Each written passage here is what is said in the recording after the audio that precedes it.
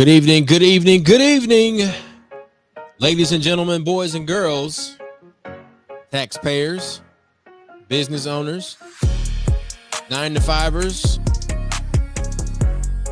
barbers, stylists, insurance agents, doctors, lawyers, everybody. I'd like to welcome you guys to another episode of Nightcap Knowledge. We are talking tax talk.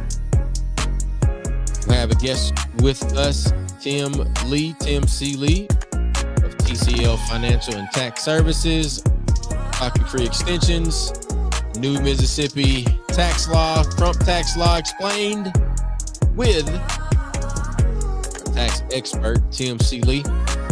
Mr. Mack will give his mental health minute, and I will do the groove. What's the groove? Ladies and gentlemen, it is time for another episode of Nightcap Knowledge. Let's get to it.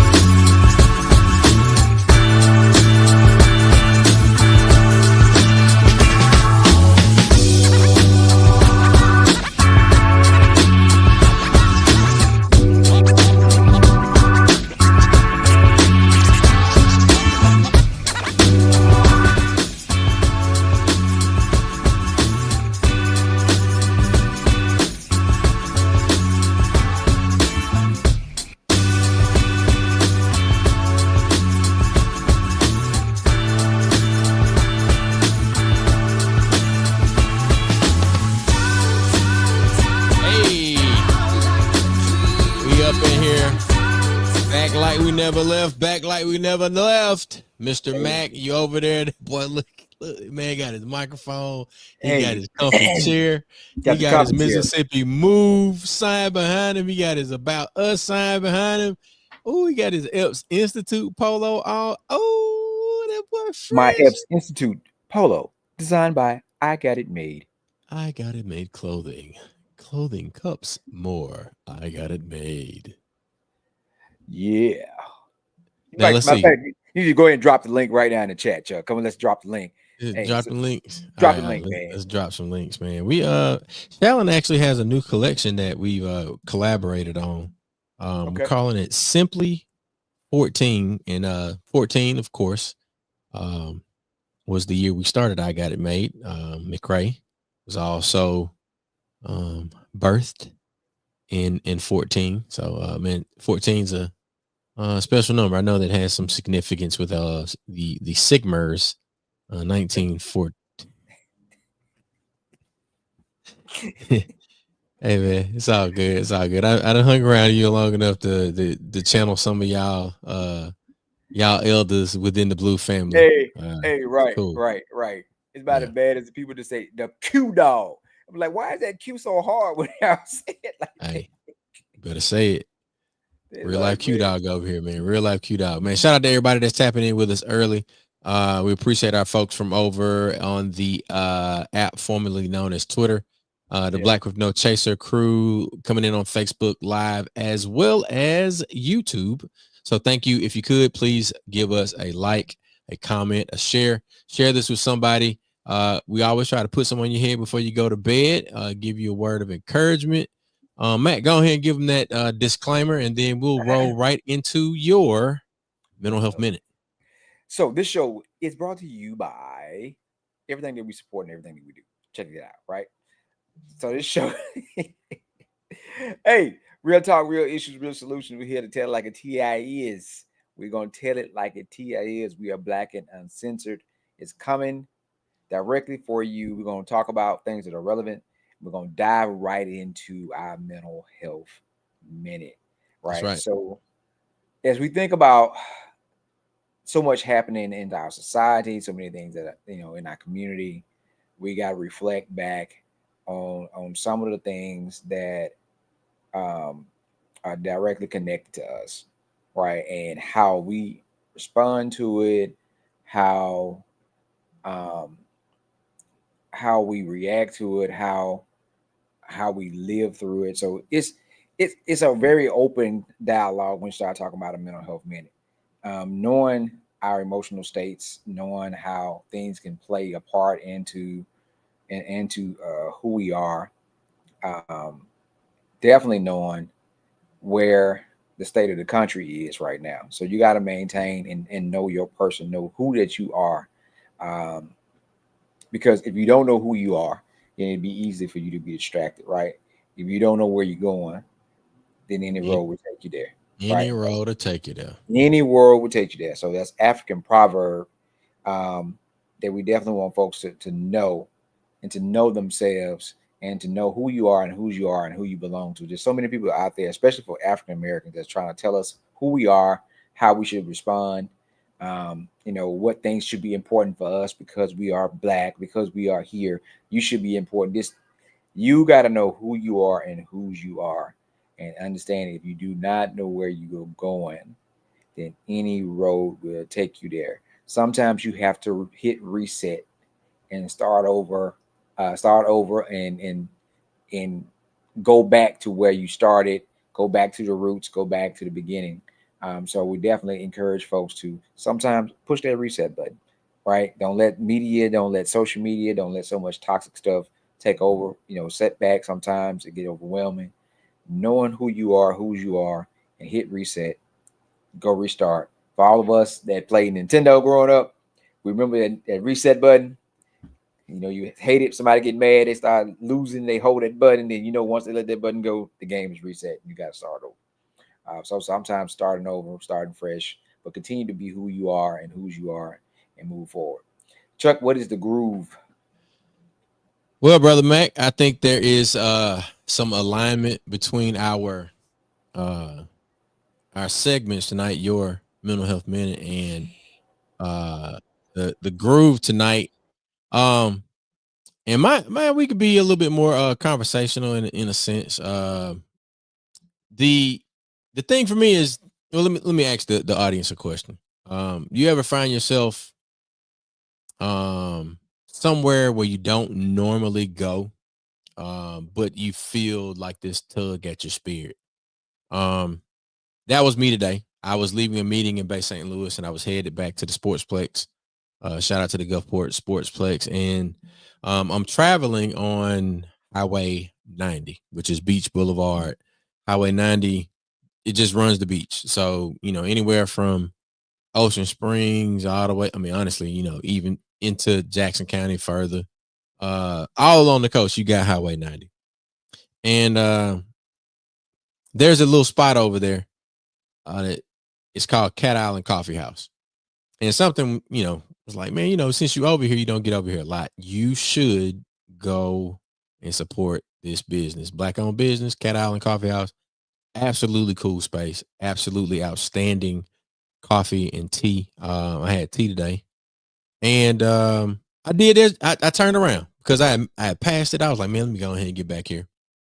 But I say, look, let me turn around. Made a U-turn, right? Um, and I really didn't know. I didn't expect anything on the other side of that U-turn. Let me say it like that. But after going through that process and making sure that I was kind of just going through my checklist and everything. And I was on the phone with Silas. We got some business to take care of later this week. Um, Needed him to jump in on some support for a conference that I got to provide some support on. And I ended up meeting and connecting with an older bruh, 75 bruh. He had on Omega Sci-Fi cap and greeted. Turns out it's CJ's dad's LB. So the Genesis 31 of the New Ada chapter. And New Ada, shout out to New Ada, University of Southern Miss Omegas. They will be celebrating their 50th anniversary this year. But then to go a little bit further, these little moments that sometimes we think are very little, they show us how our actions, how our environments, and then even in this moment, like our detours are all a part of something that's bigger. So it's like when you look at your life, you look at all these little things and how they fit together. Well, today reminded me of how the little segments of your day are really a part of something bigger. Now, today is April 8th. It's my mother's transition date. April 5th marked my father's. Tomorrow, April 9th, will mark 1 year since my friend Marcus Connor transitioned. And I've been thinking about all of these things. Been thinking, carrying it in your spirit. It's in your mind. It's on your heart. It's something that pops into your brain when these days come around every year. And the stop at Cat Island. Let me say this: Cat Island is owned by a Tougaloo alum, Sean Pittman. He's a '90s Tougalooan. They got their own thing. Like me and Mac made it in. We're in the late '90s, but nonetheless, like that was one of my reasons for wanting to stop. But I had no idea I was going to see 75. I had no idea that that these little reminders of you not being by yourself. Like I know that I have my family. Like we balled out this weekend in Daphne. Talked to my aunt. My aunt couldn't make it. My aunt Jean, shout out to Aunt Jean. She couldn't make it over. She was having some car issues, but it's these reminders. You think you're walking into a place or a space to just make a transaction. And sometimes in those little moments, you are reminded like all of this is connected. And even when you least expect it, God will show you that you're never alone in your situation. You always have someone there to support you, and you might meet a member of your community that you didn't even know that you needed, or you might meet a person that might be able to offer that connection that you need. So to everybody out there that's listening right now, all 3,000 of you, follow your spirit, man. I leaving Bay St. Louis, headed through the pass, I was like, man, let me go and get back. But I listened and I showed up in that place, in that space. And I was open to the unexpected. And sometimes you got to realize there's purpose in that path, even when it looks like a detour. So don't be afraid to make that U-turn.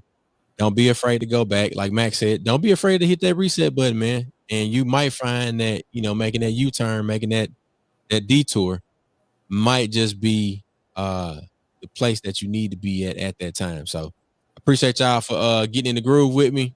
And hopefully we'll have our guest to show up and join us tonight to talk tax talk. But in the meantime, Mac, I know that you and we have our own set of updates and things like that. And I've done a little bit of research around this new Mississippi tax law or income tax plan to remove so-called income tax over this time period. Course of time.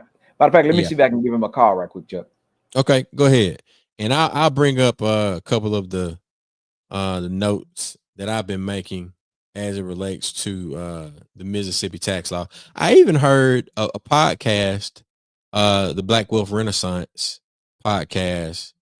They are they were discussing in their most recent episode. One of their topics was the Mississippi or the elimination of state income tax by the state of Mississippi. So for as Mac is making that call to Tim, state income tax that's levied by state government You might well on the hold on, Chuck. oh His you last coming client in was just leaving. Yeah, his last client was just okay. leaving. And It was, so it's tax season, so we know that and shout out to TCL. yeah, T- they yes. Yes, this is the time right now. Everybody share this for real. Share this link. Share this with some folks. Put it in your groups. If you're in what a up, Sabir? business group, in whatever type of groups you are in, if you're in any type of investment, whatever, they do a lot of different things around financial services. So go ahead and share the link now because it's too late once you make the mistake. And then like, I wish I had to call them folks because I know I've sent several people over there, especially those who have businesses. There are Yeah, a lot of things you need to know about the different tax breaks and how you should be writing things up and writing things off. So go ahead and send it over now because once he start rolling, he's gonna roll this thing off, right? So go ahead and share the link now, send it out, drop it into other groups. Matter of fact, we can share it a couple times from our page, Chuck, and we can dive right in. yeah. Let's. I'm actually in the process of doing that now. Let's get over to let's go over to the Black with No Chaser Facebook page and share that in the Black with No Chaser group. And Um, and Chuck, I sent you a link because this Saturday will be the MS Walk, and it's going to be at Smithfield Stadium. We know we participate in the MS Walk. That's the walk for awareness and raising money for multiple sclerosis. yeah. So we got the Jaywalkers getting together again. Big shout out to Jameris. And she's gonna get me for saying her government name, but she, Ooh. this is her 20-year mark. So they definitely gonna have the team. So anybody want to participate and help raising money and awareness for multiple sclerosis, you can definitely reach out to us, or you can the link I sent Chuck. You can go ahead and donate. But I'm going to be tapping the crew, tapping the Sigmas. Big shout out to James Martin, who always used to participate every year. And as we learn more about these different things around us, multiple sclerosis is one of the things that we continue to learn about and how it affects each person differently, even though it's the same diagnosis. So that's why a lot of us that's in different healthcare fields always talk about you treat the person, not the diagnosis, right? Yeah. You treat the person. So so check that out while we wait on Brother Tim. Tim is backstage, and for everybody that is joining us just now, I have dropped the donation link for the Jaywalkers. And if you feel moved to, please make a donation. We got that posted to all of the platforms there. You should see that. The link is just after that little short message. And then without further ado, we will bring in our guest for the evening. Give him some applause. Ladies and gentlemen, Tim C. Lee of TCL Financial and Tax Services. Tim, what's up? Hey, how y'all doing? Man, it's a great day to have a great day, man. How you doing? Brother, no complaints at all. Yeah, that's what's up. Can you hear That me brother, good? yeah, we can hear Oh, you. We can hear you. Great.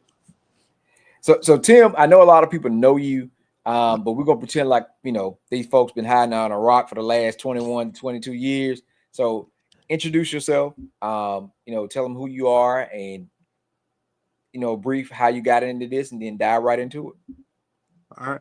My name is Tim C. Lee. I'm the CEO and founder of TCL Financial and Tax Services. We've been in business for 21 years this past January. January 5th made 21 years. We got 4 locations to gladly serve you. We got Byram, Canton, Highway 18, and Mega Evers Boulevard.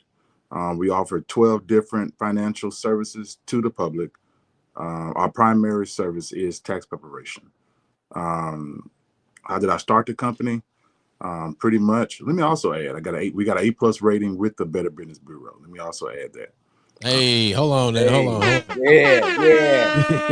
that man the horn right there. And I say that proudly because in the financial services industry, it's just kind of hard to maintain an A+ Better Business Bureau rating. Yeah. For that many years. So I'm very proud of that. But what got me in the business, actually, all my life, far back I can remember, I always wanted to be a teacher. Wanted to be a teacher. So once I graduated high school, went in the military, did 8 years. Once I got out the military, I actually went to LSU, flunked out, started working in retail. I did retail management for 10 years. Started off in Alexandria, Louisiana. Then I transferred, the company transferred me to Mobile, Alabama. And then the same company transferred me to Jackson, Mississippi. So I was very young when I moved to Jackson, Mississippi. I was approximately 26 years old. Within a year of me being in Jackson, Mississippi, I was managing a retail store in the Metro Center Mall. The company went out of business, filed bankruptcy, and actually found out I went to open my store that morning and someone met me at the door saying, "Hey, are you the manager?" I said, "Yes, we're here to shut you down." The company done filed bankruptcy. So I made a conscious decision that I'd never be in that position again. At the time, I was working full-time as well as going to college at Jackson State University to finish my teaching degree. So fast forward, my senior year in college, I one of the final tests you have to take to become a teacher is called the Praxis exam. You take a Praxis 1 and a Praxis 2 exam. I passed Praxis 1, no problem. Praxis 2 actually failed a couple of times. It actually took me 3 attempts to pass it. When I failed it twice, I said before I take it a third time, I was going to take some time and just study a little bit more harder. And I was reading the newspaper one day and I saw a tax course being offered. And I said, you know what, why not? Let me just take this tax course. And I absolutely fell in love with it. And that was in 2002. After I took the course, passed it, no problem. I worked for a company for one tax season. And the following year, I started my own home-based company. And it was actually called TCL Tax Advice and Services. Started that in 2003. The following year in 2004, I started my first location commercially, brick and mortar. In that same year in 2004, I graduated from Jackson State with my education degree in math and English education. So haven't had the opportunity to teach in a traditional classroom. I teach, of course, other things, but I did want to pursue that goal of mine, which is to get my teacher's degree. But that same year I graduated Jackson State, I also started TCL in 2004. And like I said, we're here 21 years later. Man, we were just talking about the mental health minute, and we're talking about hitting reset. Sometimes you got to hit reset and start, things over, even though no matter how they may look, you might have, made a long journey down the road. And you're like, you know what, I got to turn back and go back and go a different direction. And we talk about the African proverb that said, if you don't know where you're going, any road will take you there. You knew that your road was teaching, but you didn't know in what manner that you were going to be teaching.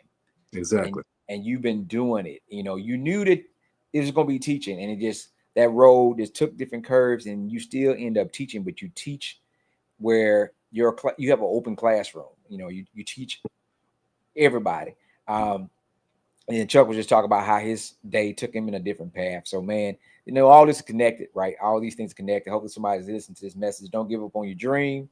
Sometimes you might have to go around the world to get to where you're supposed to be, but where you're supposed to be is where you're supposed to be. And it might not be where you want to be, but you'll be where you were supposed to be. So, Brother Tim, talk to us.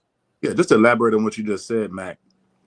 When I tell people just the beginning part of that story, you're looking at someone. I moved here by myself, 26, 27 years old. Within a year, found out that, hey, I was jobless. And for a lot of people, being that young and unfamiliar territory, that would have been frightening. It was. But I made the decision that I wasn't never going to be put in that position again. And that's why when I talk to entrepreneurs, that, one of the quotes I love when it comes to entrepreneurship is, if you don't build your dreams, somebody will hire you to help build theirs. And I said I was never going to be put in that position again. And that just motivated me to just start my own company. Yeah, man. So let me tell you this from personal experience, and I have not been paid to say this. This brother has a system, like clockwork. Like his system works so well, Chuck. I think he should add HR training, because he can definitely tell you how office should run. He can tell you who should be there and doing what at what time. Yeah. Now, by his system.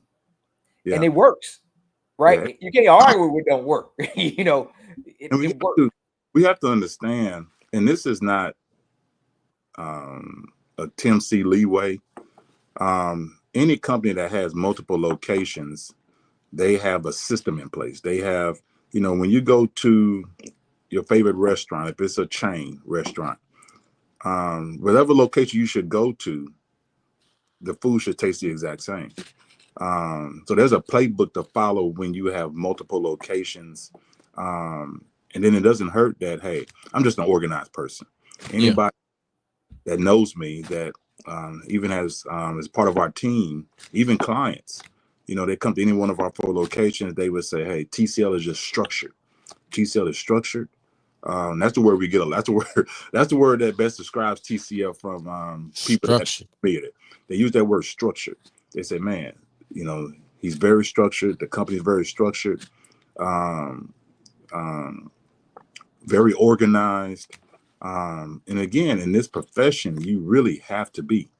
When you look at the numbers when it comes to business owners, I mean, when you look at 50% of businesses fail in the first year, 95% fail within the first 5 years.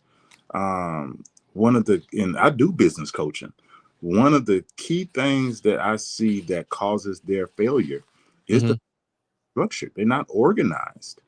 And because a lot of people think that being good in your craft will make you a successful business owner. And those are 2 different things. You could be good at, for example, you could be a great plumber, but that just means that, hey, you would be a good employee plumber. But you want to step out on faith and open your own business without having proper training, proper guidance, no structure, no organization. And then you fall in those statistics of failing in 1 to 5 years. And a lot of it is due to just poor organization, poor structure. Yeah. And that's one of the things I teach early on when it comes to my business startup and development classes, and when I do my business coaching, that, hey, if you don't learn anything else from being a business owner, you have got to be structured and organization.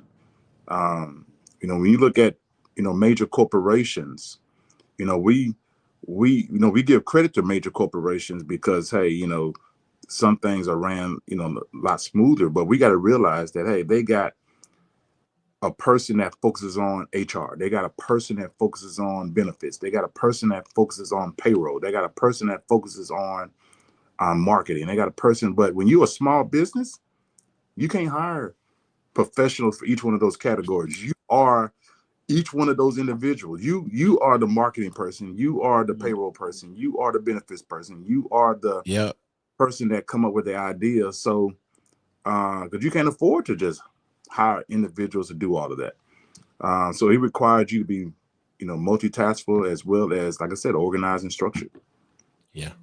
So brother Tim, jump into it, right? We got 2 big pink elephants in the room, right? We got one, which is the Mississippi income tax. We got Trump tax law. So which one you want to tackle first?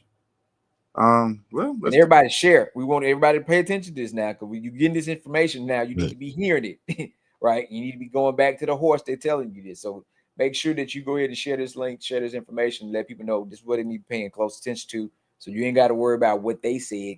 Listen to the person that knows. Yeah, we're going to clip this up too. Yeah, let's let's first talk about the Mississippi tax law, because I mean that has been rumored.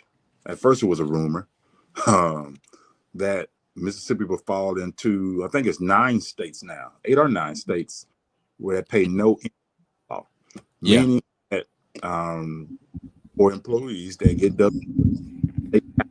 their paycheck when they file their tax returns. They file a federal return, but they don't have to file a state return. In those states, you know, for a lot of these states, you know, they say the benefit is it encourage people to move to their state, because state income taxes, and we got to understand there are several different types of taxes. Right. So income tax is just one type of tax. Of course, you got property tax, sales tax. But again, what we're talking about is paying taxes on the income that you make. So that's why we call it income taxes. So currently, I think it's 9 states that don't pay, where taxpayers don't pay any state income taxes. Mississippi trying to be added to that list. I heard the current governor talk about, you know, what this does for the state. It would pretty much attract businesses as well as Americans to move to the state. So that is one thing that the governor did mention that will be a benefit. Currently, like I said, it's been rumored a lot, but now the bill has been signed.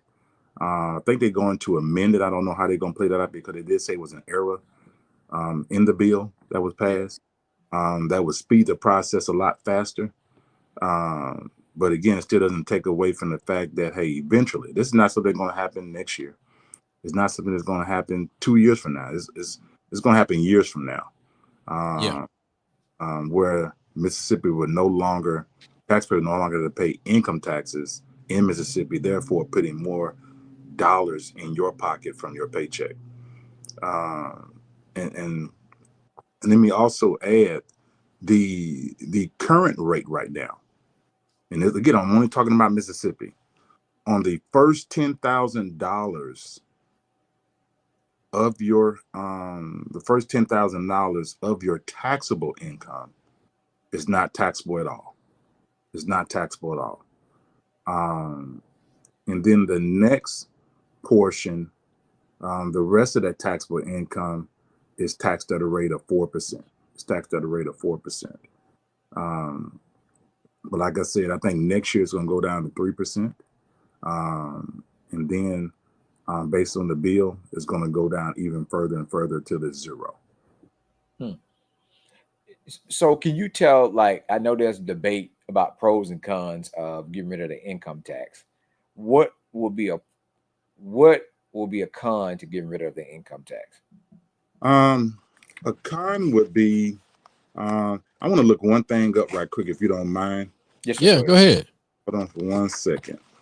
I know that a couple of folks I've seen having the conversation in the pod space or the podcast space. They were saying, you know, sometimes it leads to higher property taxes and higher sales taxes. So it's definitely a conversation to be educated on. And this shouldn't be the last time that you're having a conversation about it. So when y'all, you know, having your beer or your wine, or you at the cigar shop, you should be asking your friends, hey, are y'all familiar? What do y'all know? Who are you seeking advice from? Right. Who's counseling you on, you know, how you should what you should know about the state income tax elimination? So Tim, what were you able to you know, kind of look up? Well, I was making sure that I quoted right. And I did. The first $10,000 of your taxable income on Mississippi is not taxable, and then the remaining is taxed at 4%. So I just wanted to verify that, and I was correct. Yeah. So, but on Mac's question, on the side of, you know, some of the consequences or you know, pluses or minuses with the state income tax, what are some of the things that you think we should, and our audience should know about? Well, what a lot of people don't realize is that states that don't have any, we got to understand that, hey, there are different types of taxes. Again, sales tax, you got property tax, you got different types of tax. You pay tax on gas, you pay tax on cigarettes, you pay tax on so many different things. Even if you don't, some things that you have that you don't do personally, you still contribute to it. You might send your child to a private school, but you still pay taxes toward public schools. That's right. So in saying that, this is going to be a huge dent in the revenue coming to the state.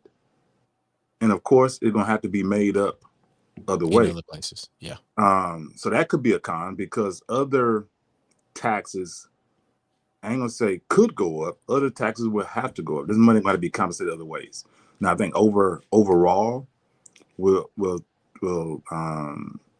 taxpayers still pay lower in taxes?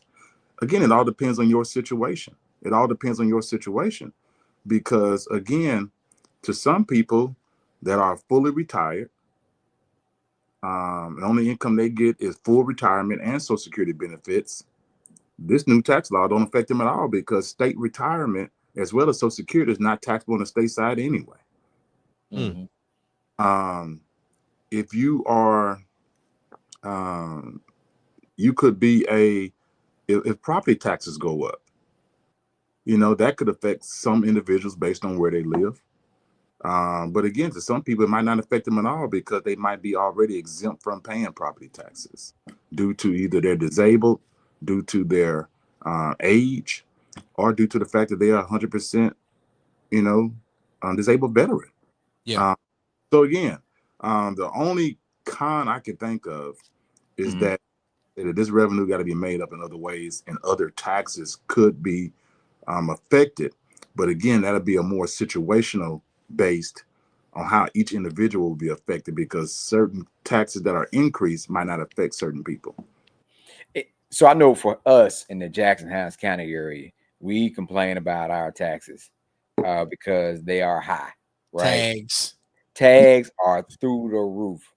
And so that's a question, I guess, and it's a concern because if you say, hey, you have the largest county, right? But also one of the largest county that it's spread out, but it's still impoverished, right? Yeah. So you increasing taxes on folks, and that means everything else is going to go, like you say, it's going to be either property tax or you're going to get it in the tag or whatever, because a big portion of ours go towards our school because we have the most concentrated, group of students right here in the Hines County area. So I guess that's some of the things that people will definitely be concerned about. Those who follow and know how that system works, like you say, you got to balance the book somehow. If I get rid of this, that means the income has to come from somewhere because you're still going to need it. So it's a whole lot of questions that's going to play a role in decision making because what's going to happen with the education department, which is one of the biggest employers, but also one of the biggest recipients from taxes in our area. So that's a whole lot of conversation. Now, are those two things going to be related? What I just said about the tax law, the Trump tax law, how would that play a part in what we're talking about now? The new president tax laws has nothing to do with the state. Again, that's federal. This is two totally separate things. No, I was talking about like the Department of Education. I was talking about the education system losing funding, things of that nature. Is that some of the things, and I know that you got new tax laws coming, so I wanted to get an update on the new Trump tax laws. Now how that might affect us. I don't know how much of the income taxes is contributed to the education. I don't know if any is. So I can't, because I know like sales taxes, part of that, property taxes, car tax, of course, which is also in Mississippi considered property taxes. That's why our taxes are so high, because it's considered property. And it's based on the value of the property. That's why when it comes to a vehicle. But I don't know about the income taxes. Do a portion of that contributes to the school system? But I'm sure if it does, then yes, I could see where it would be affected unless that money is, like you said, other things are raised to help supplement that. Okay. So what are some of the, we talked about the new Trump tax laws that we need to be, aware of that's coming down the pipeline? Okay. Not to confuse taxpayers and not to confuse listeners. We got to understand that right now we are in tax season 2024. So again, That's right. when you file your taxes right now, and tax season starts in January, actually started January I think it was the 27th or the 29th, I can't remember. But it started on that day and technically ends on April 15th. Technically, it's not the last day, but that's the last day not to face a penalty. I mean, you can file anytime, but if you want to avoid a penalty, if you have to pay back, then you want to file by April 15th or do an extension. And I would love to talk about that later too, Mac and Chuck. But so the tax you filing now for 2024, the taxes that you filing now, the laws that you are following to file those tax returns had nothing to do with President Trump. Yes, he introduced some of the current laws in his first presidency term. Following that, President Biden got elected. He kept a lot of those laws in place as well as made some changes. With President Trump just being reelected, his new tax laws will not affect taxpayers until they file their taxes next year for 2025. Yeah. First, make sure people understand that. So right now in 2025, the income that you're making, the deductions, all of the tax laws are for this current year that you will file next year in 2026. Hopefully that makes sense. Okay. Yeah. Just to throw out a few of them, one huge one that I like, that overtime pay will not be taxable. Overtime pay will not be taxable. So any employee that works overtime, that income will not be taxable. Okay. Another tax law, Social Security benefits. Now, for long as I can remember, far back as I can remember, Social Security benefits alone, if that's the only income that you receive, Social Security benefits have never been taxable. A portion of your Social Security benefits could be taxable if you have other income. If you have other income. So the more income you make that you place on the tax return, it increases the amount of Social Security that is taxable. So under the new Trump tax laws, Social Security would no longer be taxable at all, regardless of the situation. And that's huge. And that's huge because you have a lot of taxpayers that choose to have businesses, rental properties, other income, even work, and they have to pay taxes on their Social Security. So President Trump is eliminating that. Another huge tax law is there will be no tax on tip income. Now that is very huge as well, because you have a lot of people that is in the hospitality field, and of course, who wants to pay taxes, right? So a lot of people were not voluntarily reporting this information already. So a lot of people weren't paying taxes to begin with, but more people started using credit cards. Yeah. So with a lot of customers using credit cards, and now the tips are being added to the credit cards. Now, this was being forced by employers to add the tips to their POS has the report, and then they have certain tax liabilities too. Exactly. Yeah. First, you know what I'm saying, when you got to pay a tip and it was cash, hey, it was between you and that client, and hey, you just, you didn't volunteer that information. Yeah. Again, if it's reported through a credit card and through that transaction, then the employer is required to report that on your W-2. So with the new President Trump tax laws, when it comes to tip income, that income will not be taxable. Tip income would not be taxable. Now, let me add this. And I said it before. I already said our tax preparation services slogan is we don't just do taxes, we know taxes. And we say that for a reason, because we understand tax law. When it comes to earned income credit, which is, I would say, the highest credit on the tax return, it would make, earned income credit could be as high as $8,000, depending on the number of qualifying children you have. So, and that's just one credit. They don't count the other credits to increase your refund even higher. Just that one line could increase your refund by $8,000. So, but in order to get earned income credit, you got to have earned income. So if that income, the tip income, is no longer going to be taxable, we have to go to someone that understands taxes, that knows taxes. Because we have to understand that we have clients that come in and they might have two dependents. But they might be in the hospitality field and their W-2 is $5,000. $5,000 with two dependents, yes, you're going to get earned income credit, but are you going to maximize it? No, not on $5,000. So our people are trained to ask those individuals, okay, we know that you're in the industry, the hospitality industry, we know where you get tips. I need for you to give me those tips because, and of course they hesitant, like, no, I don't want to pay no taxes on that.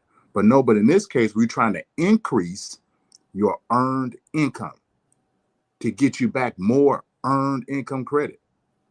So if I can bring that 5,000 and increase your earned income by another 8,000, that makes your total earned income 13,000. I just done tripled your refund by putting your income at the perfect number to get back to max and earned income credit. And that's the magic word right there. Yeah, so in saying that, with tip income not being taxable, that's going to make the W-2's amount even lower. And if people don't understand tax law and don't know to add the tip income in, not for, and now we got to do it differently, because at first I was adding the tip income in as taxable income, which it was, to get more earned income credit, plus they got to pay tax on the tips. But now I need to just add the earned income in, not as taxable income, but only add it in, because remember, it's not taxable now, but only add it in for earned income credit purposes only. So I don't know if that's going to be an option under this new tax law. So hopefully it will be, where you can add the tip income in only for earned income credit purposes only, without it being taxable. Man, that's a lot of good info, man. I think, taxes is one of those conversations that should be ongoing. And I know that, you're a person that can facilitate that conversation. But a lot of people, they don't think about taxes until tax time. Well, I mean, keep in mind, taxes is not the most exciting thing. It's not the most exciting thing. Even Albert Einstein was quoted by saying that, hey, the hardest thing to understand in the world is the income tax.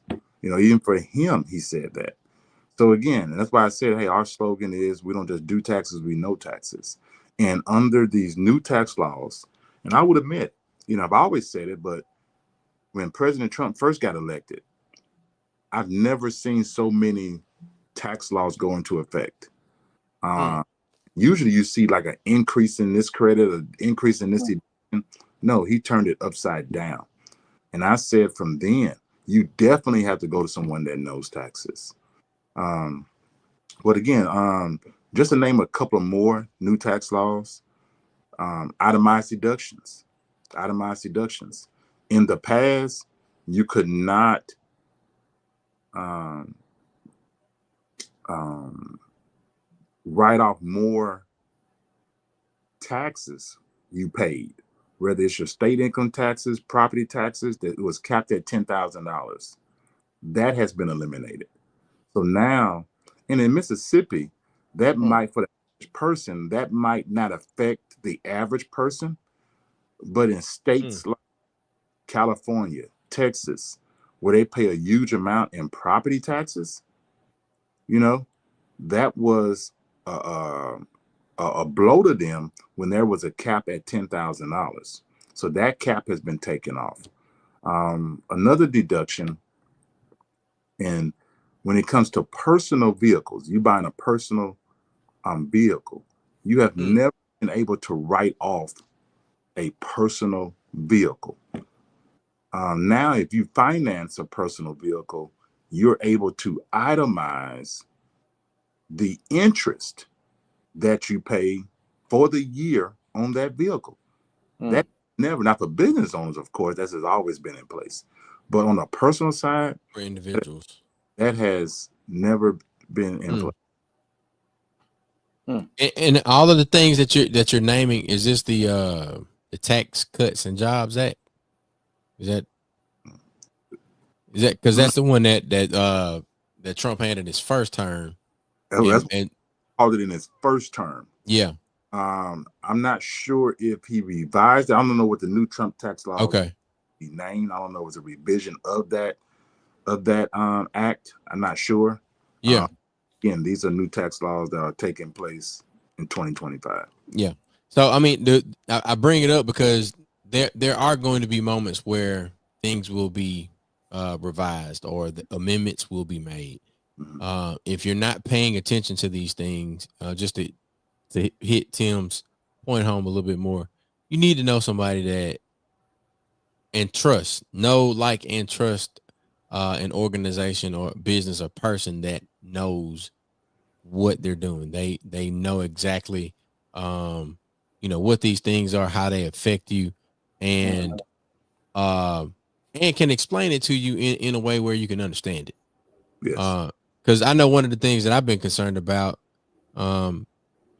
with these tariffs, and I know we're growing closer to our time for the evening, but tariffs is a hot topic. So Tim, can you share with us how some of the tariffs may find themselves affecting us in our day-to-day life? Well, to be honest with you, if you got money in the stock market right now, whether through your 401k, 403b, first savings plan, Roth IRA, traditional IRA, you kind of seen one of the effects on it. But again, I will say this. Hang in there. Yeah, I will say this. I'm a long-term thinker. There you go. Long-term thinker, and I'm a long-term investor. So, am I worried? Hang in there. Am I worried? No, because the stock market has crashed plenty of times. It has crashed through Y2K. It has crashed 11. It has housing market crumbled back in 2008, 2009. And each time, and not 90% of the time, not 50% of the time, 100% of the time, the stock market recovers and does better, and you recover if you left your money alone. Yeah, I left mine alone. Yeah, you recovered and plus got more. So yeah, these things are evident to happen. If you look at any presidential campaign, at any election, last President Trump's first term, the market rose tremendously. During this term here, is a decline. So again, I have faith in the market. Again, I tell people, I invest aggressively. My recommendation and my suggestion is always going to be that if you got 10 years or longer towards retirement, you should be aggressively saving for retirement in your investment portfolio. Now, if you got 10 years or less, then you should be conservative. So instead of a crash, this is more like a dent, because when you got years or less towards retirement, you can't afford to have you can't afford to be aggressive. You can't afford those hits, because hey, you are in your in your what is what I want to say? You are in your retirement age, versus young people like us that got decades to retire. We can afford that roller coaster effect. We can afford that, and the roller coaster effect, pretty much, there's always more ups than downs. There's always ups and downs. Man, what you laughing at? I'm laughing at Chuck because when you said young people like us, Chuck looked back. It was Yeah, like, we talk. you said decades to retire. Like, man, I'm not working until I'm 65. That's that shit for the birds. Yeah, not. And that's part of what we talk about for as businesses and business owners, investors. Is like traditionally, where they got it now, you supposed to work till you 72 or something like that before you can retire and get your money. Like, what shit, retire to do what? And then, and I know a lot of people are in good health and good shape at 72, but you like 72, 75, 80, and you just not retiring. You're Well, like, will you live long enough to get all the money back? That's what some people was talking like. Yeah. And we've had these financial discussions. We were like, listen, I'm trying to be out the door by this time so you can enjoy some whatever the case may be. Because they keep extending the retirement age, and depending on who you are, and if you work for an institution or an agency, when you get your stuff, you look at it and it said retirement age, and it has that number on there, and you start looking, because when you 30 and you see 66, it's like, Oh man, I got time. I got time. But then when you 44, you start looking like, man, I'm ready to go to the house now. but you got to also keep in mind, and what you're speaking of is Social Security benefits. And Social Security benefits were initially intended to be a supplement. Yeah. Supplement just to add to your retirement. But for so many individuals, that's their only retirement. That's their fixed income. And that was not what it was initially made for. It was initially made for, individuals that are working to contribute to their 401k, 403b, their savings plan, whatever your company has, contribute to Roth IRAs, traditional IRAs. And hey, your Social Security, hey, that's just a bonus per month to get on your other income. But for some, so when you look at the Social Security, and it says by the year 2032, I think when I last read, that it's going to be insolvent. Pretty much that is more funds being paid out than funds being brought in. So pretty much, how do you fix that problem? You fix that problem by increasing the age for retirement. That way, we got people working longer to put more money into the fund. That way, we're not forced to pay them early. And if you decide to retire early at the age of 62 and want to start drawing down at 62, then you will not receive your full benefits for Social Security benefits. So a lot of people don't understand that either. And that's why I recommend everybody has a financial coach or financial advisor, because this can get very, very complicated. Very, very complicated. Shoot, can be, will be, gonna be. And I think that's the thing about it is we talk about diversity. We got a question too. Oh, go ahead, Chuck. Yeah, my brother Reginald Patterson is chiming in with Mississippi being the second largest recipient of federal dollars. Will this have a negative impact on education? And I think maybe this may be a question from earlier. I'm just seeing it, so my bad, big bro. But if y'all want to chime in on that, and Red, if you could give us a little bit more detail on exactly what we were talking about. I'm sorry for missing it earlier. Yeah. Again, I'm not real familiar on that.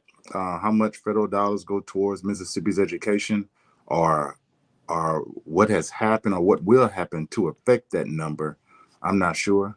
So I can't really, respond to that. Mac, you got any insight on that? No, I just know what I was talking about was mostly talking. It was in reference to the dismantling of the Department of Education, and we were part of the Initiative 42 for the state of Mississippi, where we were fighting to get them to fully fund education, and we were trying to make it a constitutional right. And we know that there was a lot of racist politics played because they were just like, like it's not a large amount of public white schools in this state, but they put the brand out there. There was the money was going to go to these black schools, and it was going to be pulled away. And you had people voted against it because you have a large school system like JPS, and it's kind of what Tim was saying. Like you have a void that's missing, right? So if a person is getting their tags in other small towns, but they live here and they got 3, 4, 5 children that go to JPS, well then they are not putting into the school system tax,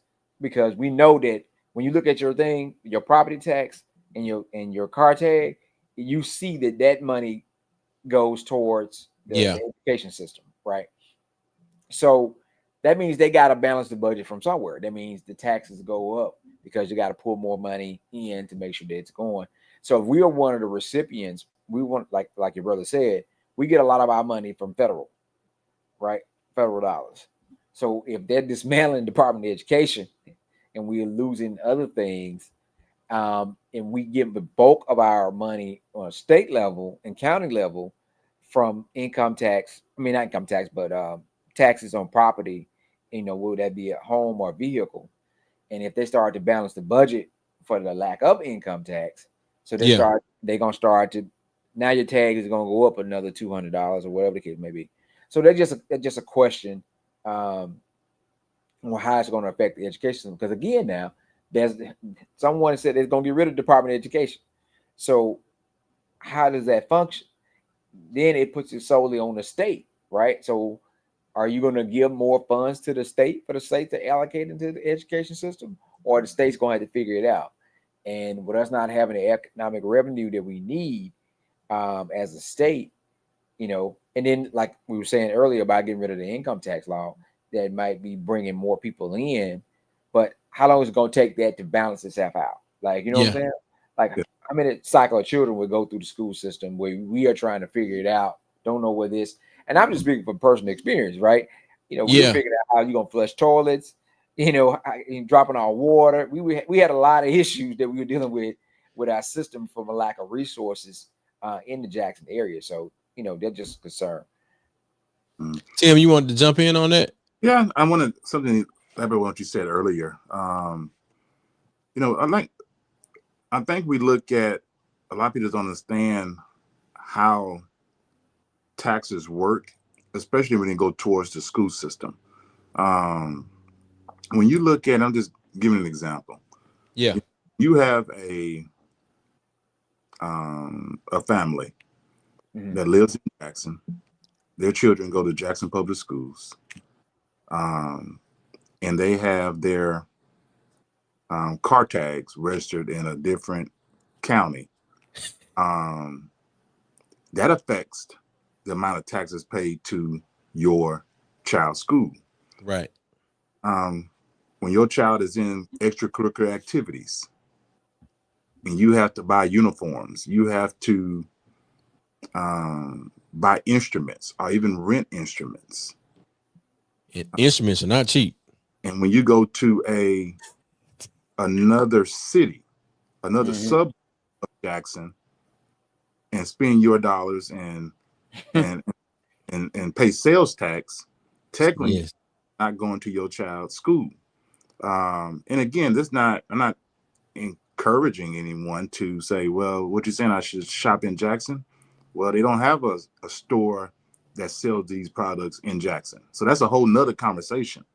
The point I'm trying to make is that we don't understand on a daily basis we talk about our education system, especially with Jackson Public School, which is probably, I think it's the second largest school district in Mississippi.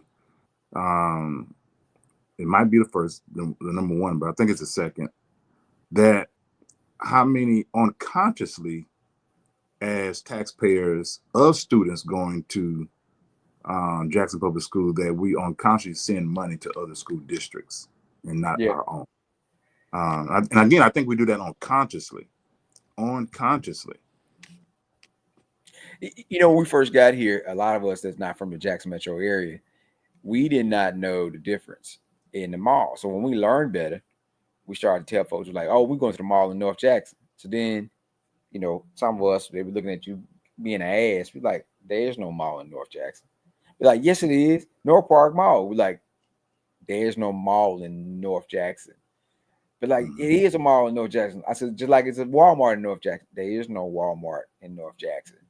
And not understanding that split of how those tax dollars roll over into another area. So what we looked at last week, and this is probably the point of with Chuck's brother, there's a formula designed to say if this city has this population, then you could bring this business to this city. Because, and I gave an example, my hometown, there was so much conversation about, hey, you know, trying to get a McDonald's there. Be like, well, you got to have at least 2,500 people that live inside of the city limits.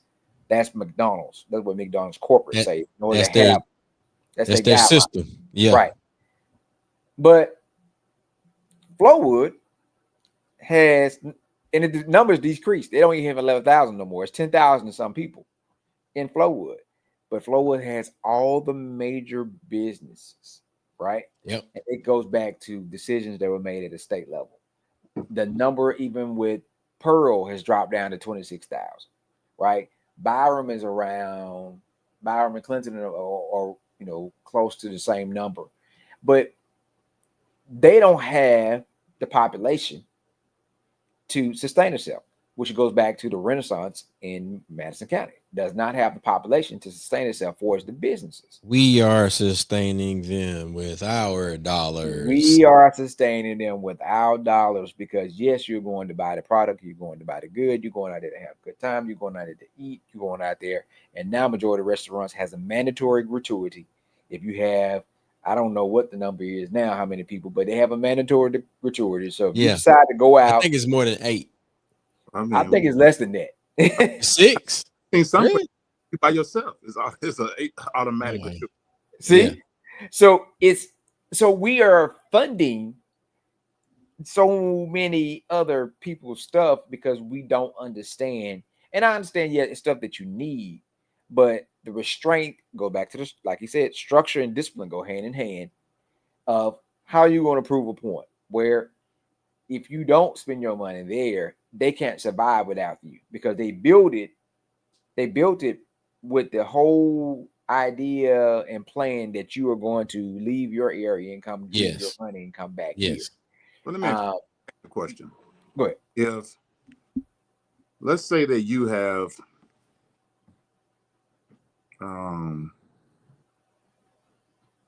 you stay in a neighborhood, you got your home, Chuck has his home, and I have my home. We're all in the same neighborhood. Okay. Am I wrong because I want my home to look the absolute best? And I'm willing to do whatever it takes legally to make sure my home looks the absolute best.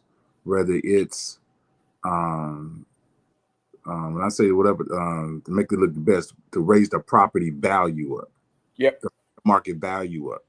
So in saying that, and again, I use the word legally, do I blame other cities, other suburbs for making their city the best it could be, the most attractive city in the state of Mississippi? No. Yeah. No, you can't do that. What we need to do is, I think we need to just hire leaders. I'm talking about the city of Jackson. Just need to hire leaders that have the same mindset that other suburb cities have. Well, I don't think it wasn't that. It was the allocating of funds and that the decisions were made on the state level. And so it's like, So like Pearl Outlet Mall was given $28 million by the state of Mississippi. So it was given it to help spark and create. So, but those are out. But the city of Jackson pays, when it comes to look at municipalities, it pays the most taxes, but it never receives the money back for its allocation of funds from the state as much as it puts in. So you know what I'm saying? So it's like, so you decide that you are invest in the Renaissance in this area, right? But we are suffering because we don't have the same support on the state level where the tax dollars roll over and come back to us to continue to build our city up. Now, there's a lot of local stuff that can be done, but the state level, same way they did with the coast, where there were funds allocated. But these are the mayors of the city that are fighting to get those funds. Yeah. And again, these are people in the state of Mississippi, they just don't look like us. Yeah. So I just think we just gotta and I get what you're saying. Yeah, they just don't look like us. I mean, because you go all around not to give it to the metropolitan area, because again, if we recycled our own tax dollars as a city, then if our numbers grew, right? So we got up to 185,000 inside the city, and we had the average income inside the city that's, we could say, $36,000. And I'm just giving these numbers because I know when we were doing the work in Hattiesburg average income is $46,000 with about 147,000 people living inside the city limits. So you can bring a lot of great things there because you had the income base there, and it's a college town. Well, the city of Jackson, we got how many colleges right here, local, right here area. So, but we don't have a good plan of retention, right? And that could be city, county, state. We losing all these folks that come in. They come in, they can't wait to get the degree, and they can't wait to leave because of that so much of a divide because of the ownership. So I take it back further from taxes, and taxes played a part. Back in the day, you watched the Western, and I always use this when I explain the city of Jackson. They wanted all that land. Matter of fact, we use Bonanza, right? We use Bonanza. They always wanted Bonanza, and they always wanted the Cartwright's land. Yeah. And they pulled every trick they could try to get it, but he owned so much land he wouldn't let them get it. Well, what they'll do is, if the bank owns the right to your property and you go get money every year to do what you need to do for as farming or whatever, buy that bank. After a while, the railroad buys the bank. Then they hire a couple folks to come cut the wire fence. The next thing you know, they slide some stuff in your pond so your cows will die. So after a while, you become economic dependent of somebody else when you were self-sufficient. But now I've cut off all ways for you to be able to become economic and self-sufficient. So taxes play a major role in that because the money is designed to roll over and come back. And one thing it has not done in the state of Mississippi, has not done for the city of Jackson is not rolled over and came back, because you're constantly begging and asking for your own money back. Even when they did with the infrastructure plan, where they put in place a board that had to govern your own money to tell you when you can have permission to do it. So it's understanding the numbers. Now, if we really want to do some stuff, we just don't spend your money outside of the area and understanding how taxes really work. There's none of this stuff. I don't know. We all took economics in college, and I don't remember none of this stuff. We don't have the simplicity side of the things we need to know on a day-to-day basis taught anywhere, except for workshops like Tim would do or what we'll do, where you understand how your tax dollars really, really, really work. You just know you pay taxes, and you ain't even paying attention to that. Like one of the things that, and Tim, you might be able to answer this too. When you're setting up in a new job, you know what I'm saying? Like, most people don't know how to set up how they want their taxes. You know, do they want to they want to have as much as possible come out their check, and they don't know how to set that stuff up. And a lot of times at the end, when it's time for tax time, they kind of figure out, they come in and you trying to look like, man, well, why I can't get no, why is this, why is that? And it's too late. You know, now they got to start over next year maybe to do it. But you know, usually they meet with you at the end of the year when you get ready to do your benefits and you set how you want stuff to come out. Is there anything you could speak to that real quick? I know we 15 minutes over, but it's good information. Well, majority of people when they start a new job, they got to fill out W-4, which controls the amount of federal income taxes to come out your paycheck. They Yep. fill out a state withholding form that controls the amount of state income tax that come out your paycheck, and majority of people fill that out wrong. And they ask for assistance, either with HR or the payroll department. They don't know. They're not tax professionals, so they just tell you to read, and they tell you to read. Just do what's best for you. Right. And I get clients that would give us they would say, "Hey, I started a new job. How do I fill out my W-4? How do I fill out my state withholding?" Yeah. Why? That's good. Any client that owes back, that comes to our office, owes back, my team and our tax advisors are instructed that, because ain't but one reason you owe back. Ain't but one reason. You didn't pay enough money in. No matter who you are, if you have to pay back, is only for one reason. You put enough in. A lot of people say, well, I made too much money. That's why. Ain't no such thing as made too much money. There's no such thing as made too much money, because you got people that are millionaires that don't pay no taxes at all. Ain't paying no taxes at all. So there's no such thing as you made too much money. That's not a reason for you to pay back. The only reason you have to pay it back is you didn't pay enough in. So every client that comes in have to pay it back before they leave. We giving them a W-4 and a state withholding form. Say, hey, go to your company, turn this form in, or log into your portal and payroll portal. Your withholding look like this form. So like you said, a lot of people don't know how to fill that form out at all. And that's why you just need professionals. You got to surround yourself around professionals. And I tell people all the time, as smart as I think I am, even I have a financial advisor, even I have a financial coach and he's been with me since 2008, my current one, maybe since 2008. I don't do any financial, I'm not talking about investing, unless I consult with him. I just do. And I just do that because, for one, in regards to that subject, he's smarter than me. And that's two. But also, hey, I don't want to make emotional decisions. Yeah.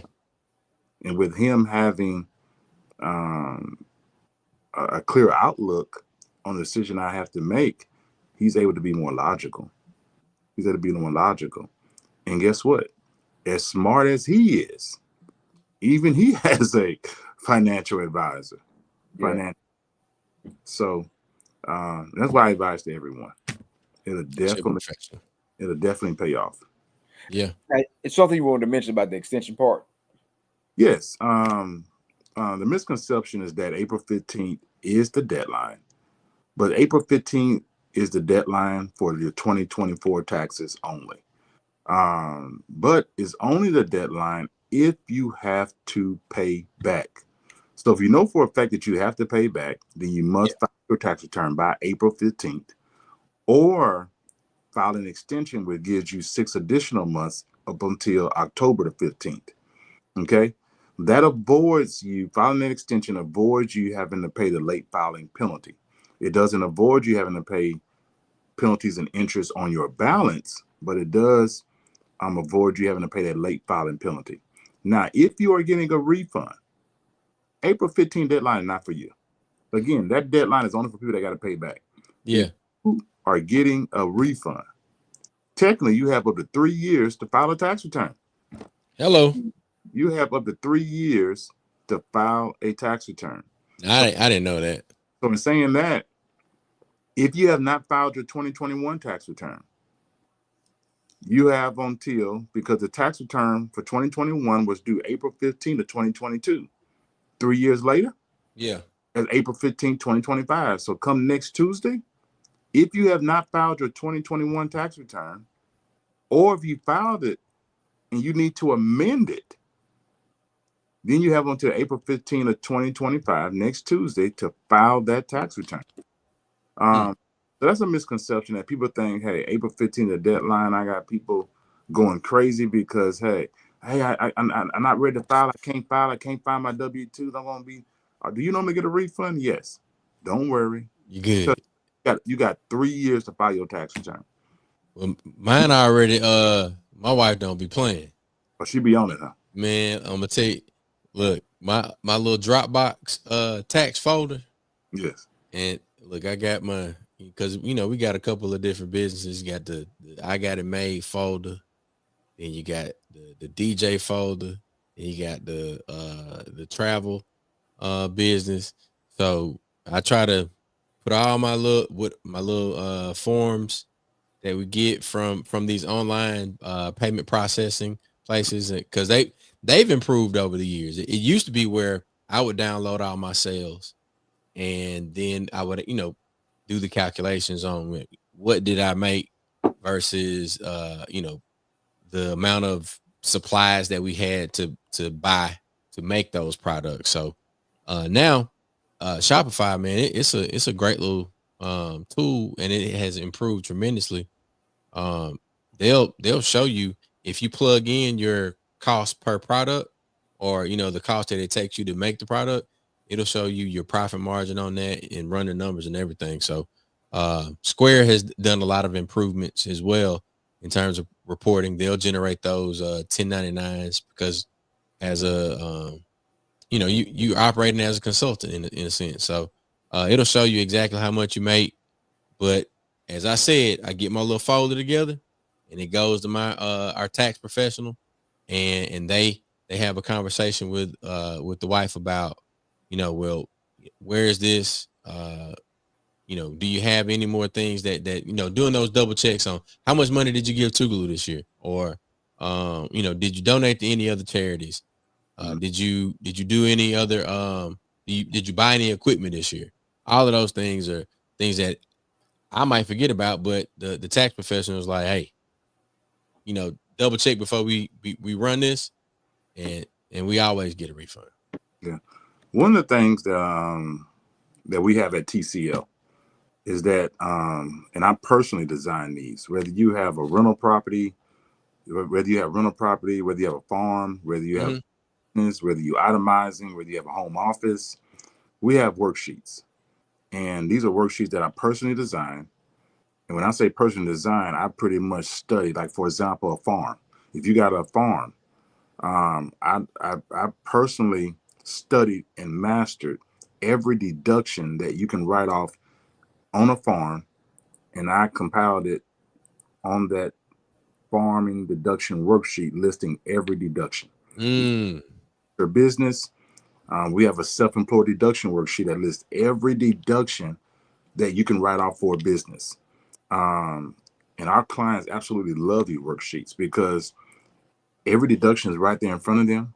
They're able to give us their expenses, and they know that, hey, and they're surprised because they're like, well, I didn't know I could deduct this. My previous tax advisor didn't tell me I could deduct this. Ain't nobody told me nothing. So another service that we offer is business bookkeeping services. Whether you have a rental property, whether you have a farm, whether you have an actual business. And our slogan when it comes to business bookkeeping is, we teach you how to turn normal deductions into business deductions. Because at the end of the day, when you got people that don't pay no income taxes at all, it's literally because either they have mastered or they have somebody on their team that has mastered how to turn normal deductions into business deductions. Literally everything that I do, for the most part, I am deciding, how can I turn that normal deduction into business, into a business deduction? Yeah. Quick story. This is back in, I want to say 2008. I bought my first boat, and the price. First boat. Not the last boat. Yeah, I'm a huge boater. I'm on my second boat now. On my third jet ski. So my first boat cost around $35,000. I was thinking, man, how can I turn this into a business deduction? Because that's a lot of money that I'm just going to pay for personally, but can't write it off. And I thought about it. I said, hey, I can create a boating business. I create a business, a boating business where I chaperone people or take them out on rides. Yeah. So in doing that, I was able to turn that normal deduction I was going to buy anyway into a business deduction. So if you go on the Secretary of State's website, for business search on Naughty Boy Watercrafts, LLC, that's my business for my boating. So now I'm able to write off my slip rent. I pay for a spot to keep my boat on the water at the reservoir. I'm able to write off all the fuel, repairs, and maintenance versus someone else, even the cost of the boat. I just purchased my second boat to write off that boat. Versus someone that doing all this on a personal side, right. They're not able to write none of this off in their taxes. All they did was buy a toy, a liability. Exactly. Yeah. And that's usually how business owners, that's why I said the tax laws have always been favorable towards business owners. Always. You know, I got clients that have rental properties. I got clients that got rental properties. And one client that had a rental property had to pay back. And I explained to him that you need to learn how to turn normal deductions into business deductions. And he's talking, what you mean? And I gave him a couple of examples. I said, for one, do you have a riding lawnmower for your home? He said, yes. And I said, okay. So you bought it for your home. I said, what? I said, did you cut the grass at your rental properties? He said, yes. Why didn't you buy it for your rental properties? Yeah. Why didn't you buy that same lawnmower for your rental properties? So any weed eaters, since you do the landscaping at your rental properties, any tools, since you do any tools you buy, any lawn equipment you buy. Yeah. Yeah. You didn't buy that for your personal home. You bought that for your business. Brother Tim, you got some fans in the comments right now. They going crazy. One of them said, if you say third boat, he said he's gonna log off right now. If see what you done, I guess what it is, we talking to a brother that's you can walk up and touch, that we know that has successful. So four business locations that's successful. They're talking about purchasing boats and water skis, right? And this for us is inspiring because it's something that's obtainable that we probably can do ourselves, right? So for the people that's in the audience, can you tell them a little bit more about what size this second boat and everything? Because you got two brothers that's like, when you said boat, they just popped up from anywhere. From I don't know where they came from. Hey, they were lurking. Yeah. It's a 24-foot crest pontoon. My first boat was a 24-foot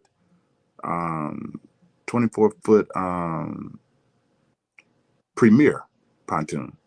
And for the reservoir, pontoons are real popular. It's water. So those are the boat of choice for the reservoir. Pretty much a party boat. That's it right there. Wait a minute, man. So your name is Captain Tim? Captain Lee. Yeah. Captain Lee. So, and I'm honest with you, it's a lot of responsibility. I mean, that water ain't nothing to play with. Because you got to realize, when I bring people on the boat for parties and, you know, we have fun, 90% of them can't swim. So 90% of them cannot swim at all. So we have life jackets on deck. Now, life jackets are not required unless you are, I think it's 12 and under, but on a boat. Now, if you jet skiing, state law is you have to have a life jacket on. Yeah. I don't do jet skiing as much. I'm got a little bit older. But the boating, absolutely love it. Every week I'm out there. Every week. Oh, yeah, faithfully. trust me. And the boating, you'd be surprised. Even people of our color, boating. I remember back in 2008 when I first bought my boat. I can remember me and maybe one other guy, maybe two other guys of our color out there. Now, it's nothing. I mean, a lot of us are out there on boats. I love it. My brother and one of our cousins, Dominic. Shout out to Dominic McCants. He is an avid boater. He also has a motorcycle. So motorcycle, boat. He started a lawn service, and then he and his wife have it's another business. I think it's like an educational services business where they're providing tutoring for kids that need that extra bit of assistance. So, and you're right. We're making better decisions. Yeah. And I think that we need to promote that some of us are making better decisions. I think by telling those stories. It's a Say it hobby. again. It's a hobby. Yeah. And it's very especially in this summertime, it's beautiful weather. I hear people talk about, well, I wanna go to the beach. I want to go to the beach. I don't like going to the beach. If I go to the beach, I'm gonna want to rent a boat. I'm gonna want to either bring my boat down there or rent a jet ski or bring my jet ski. I'm just not gonna want to just go to the beach. No, I feel you on that. That doesn't excite me. That never, once you get into, boating and love it and get rid of your fears, my how I got rid of my fear, I was on my jet ski and even though I got to have a life jacket on, I actually fell into the water. My jet ski capsized and fell into the water, and the life jacket did what it did. It definitely will do what it's supposed to do. Folded me back to the top.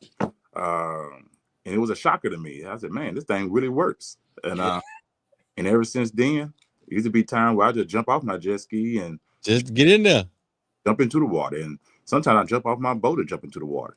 I'm about to get into tubing. It's just a good hobby. Yeah. No, I love being on the water, man. I love being on the water. I've jumped off my fair share of boats. I've snorkeled, and typically we're doing these things, outside of the country. Are you snorkeling? No, I ain't doing that. No, maybe one day, but that ain't something that ain't one of my passions right now. So what I heard Tim say, that the Epps Institute for Health need to add horse therapy as one of our things we do for as programmatic outreaches. So I think we need to add horse therapy and make it it's for the business. Yes, we need a horse. Yeah, if you try a horse, so a Jackson McCray can ride. If it's a purchase that you're going to make anyway, your mind should make be it a business. How can I turn this into production? Yeah. Well, look, Brother Tim, we know we've been on this thing for quite a while. We are 34 minutes over. Good conversation. Everybody share this link, pass it on. Go check out my brother Tim. Tim, tell them where you are and how they can get in contact with you. Hey guys, if you get him to do your taxes, you can get a boat. Again, name of our company is TCL Financial and Tax Services. We got 4 locations to gladly serve you. We got Byram, Canton, Highway 18, and Mega Evans Boulevard. 2 of the locations are in Jackson. Again, 1 in Byram and 1 in Canton. I'm very approachable. You're going to see me at our Highway 18 office for the most part. That's our main office. This right here is my business card, and this is right here my business card, and my cell phone number is on my business card. It's been my same cell phone number from day one of business. Haven't changed it. It's 601-842-3226, and this is my one and only phone number. This is not a 100% business line. It's not a 100% personal line. This is my one and only phone number. And, I jokingly say all the time, this is the same phone number my mother calls me on. So, hey, you're going to get me every single time. Again, that phone number is 601-842-3226. And, and one thing I just, take pride in is the fact that I'm approachable. So again, you can give me a call on my cell. Again, we got 4 locations to gladly serve you. Again, don't forget our tax preparation services slogan. We don't just do taxes, we know taxes. We got, again, an A+ rating with the Better Business Bureau. One more time, ladies and gentlemen, for Tim C. Lee, TCL Financial and Tax Services. And I appreciate you for tapping in with us, man. I think y'all say this. I'll say this. Go ahead, Tim. Tell them. In the words of 2 Chainz, South Side up in here. We represent South Jackson. So don't say there's not good things out here in South Jackson. My landmark, I'm right across the street from Mac's business. And I'm right across the street from Tim's business. So that's how you change your society. You get folks that with like minds, and you come in there. I walked in his business, and not only his business inspired me with my business on how I want to organize and decorate, but he does our taxes. So you keep that dollar turning. Keep that dollar turning inside of your community, and that's right. We're gonna keep moving Mississippi forward, all gas, no brakes. And ultimately, we're gonna get to where the money is at. We don't know how to get there, y'all. But hey, I thank y'all again. Once again, ladies and gentlemen, this has been Tax Talk. We talked extensions, we talked tax law, all with our brother Tim C. Lee. And we appreciate y'all for tuning in, tapping in, checking in to another episode of Nightcap Knowledge. You can check us every Tuesday night at 9 p.m. Nightcap Knowledge, we put some on your head before you go to bed. Make sure you share this with somebody that deserves to learn a little bit more. Once again, thank you for tuning in. We'll see y'all next week. This has been Nightcap Knowledge. Peace.